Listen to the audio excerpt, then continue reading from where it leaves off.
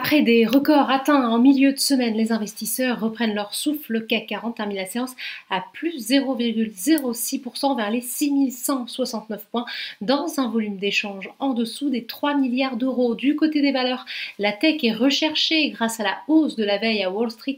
On note en particulier ce rebond d'Atos, deuxième plus forte hausse à 2,58%. La première place de l'indice revient à Worldline, plus 2,71%.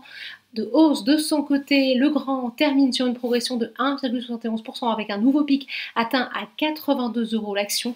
Airbus, qui a d'abord occupé la première place de l'indice, s'est finalement essoufflé pour terminer à plus 0,30%. Le groupe a fait état d'une légère hausse des livraisons au cours du premier trimestre. Le chiffre des livraisons de mars est jugé solide par plusieurs analystes. Côté baisse, Carrefour est lanterne rouge de l'indice et recule de 1,81%. Société Générale baisse de son côté de 1,60%.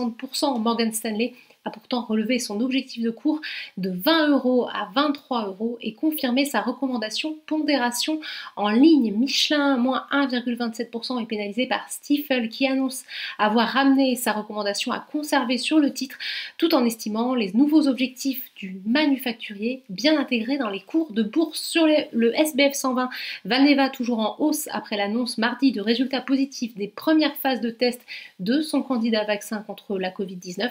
Les valeurs cycliques, à l'instar d'Aperam, profitent du sentiment de confiance qui règne quant à la reprise économique. À l'inverse, Solutions 30 recule encore une fois, toujours sous la pression de Muddy's Waters qui réaffirme ses accusations. Ruby cède du terrain après l'annonce d'une suspension temporaire de son programme de rachat d'actions en vue d'une réduction du capital annoncée début janvier. Eutelsat trébuche, pénalisé par une recommandation de Exane revue à la baisse de neutre à sous-performer. Outre-Atlantique, c'est l'attentisme qui domine à l'approche de la saison des résultats du premier trimestre aux États-Unis et on observe une légère crise face à la remontée des rendements obligataires au moment de la clôture parisienne. Les trois indices évoluent en ordre dispersé.